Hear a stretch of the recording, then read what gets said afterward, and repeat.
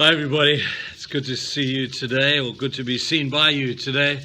Hope you have a fantastic Tuesday morning. We're talking about healing. We're talking about Jehovah Rapha, the name that was given to God because he is the God who heals. We've been looking at different models. We've looked first of all at the different reasons as to why we need healing. Sin, yours, ours, theirs, the world's, is generally the reason for most aspects of sin, because we live in a fallen world.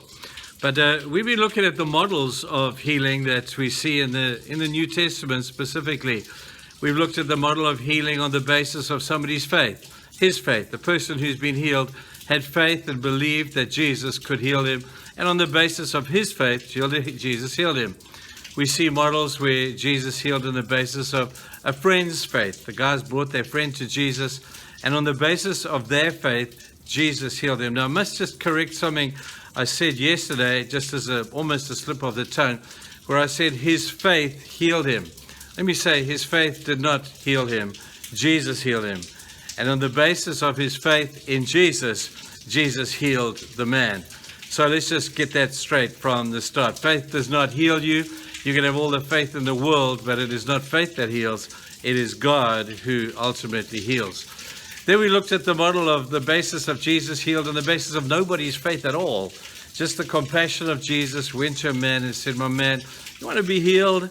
And the guy said, "Oh, Lord, I'd love to be healed." And Jesus said, "Get up and be healed." Notice there that Jesus did not heal everybody at the pool of Bethesda. He just chose to heal this one man.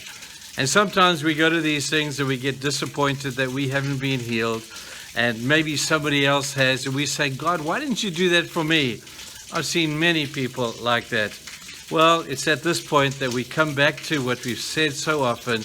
We throw our feet at the sovereignty of God and know that God is God and he will have his perfect will and his perfect way. And we have to just learn to trust him for that.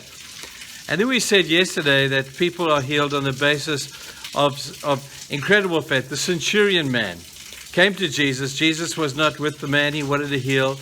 The man was not there with Jesus. But this man, a centurion man, Jesus said, "Man, I have never seen faith like this in my entire life. In all of Israel have I never seen faith like this." And on the basis of his faith, by proxy, Jesus healed the centurion's servant. Now, there's different models. Jesus does not stereotype it. There's no one model. And anybody who would teach you that there's only one model for healing is probably walking on very thin ice. There are many different models of healing. And I have just a couple of little innuendos that I want to share with you as we draw this to a conclusion during the course of this week. We've got to ask ourselves, so what do we do in all of this? Well, the first thing that I would suggest that we have to do is we have to look at Jesus for our healing. As I said just now, there are people who would say, "I need more faith." And there are so many people who have had guilt laid on them when they haven't been healed to say, "You didn't have enough faith." I've got to tell you people, that is not true. That is not true at all. The quantity of your faith is not as important as the quality of your faith, because your quality of your faith, the quality of that faith, is founded in Jesus. People who try and rah-rah up your faith and give you more and more, and they're often disappointed because the quality of your faith, the source of where that faith is directed to, that's what's important. Faith in faith is not going to cut it, but faith in Jesus just might.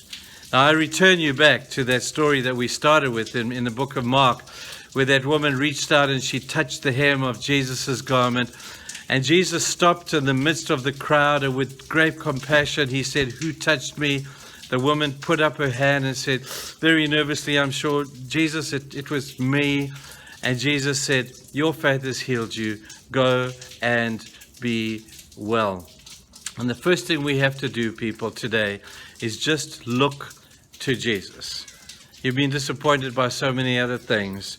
Just look to Jesus.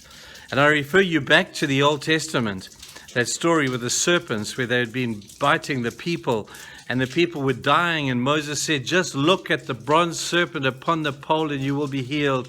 He didn't say have faith in it. He just said, look to that and you shall receive your healing. You're saying, is it that simple? Apparently it is. Just look to Jesus. That's the first thing. Tomorrow we'll build at this because Jesus is the source of your healing. You gotta look to Him, not to anything else. Other things may be useful and other things might be helpful, but the source of our healing is Jesus. Let's look to Him today. Have a fantastic day. I look forward to being with you tomorrow. Cheers, folks.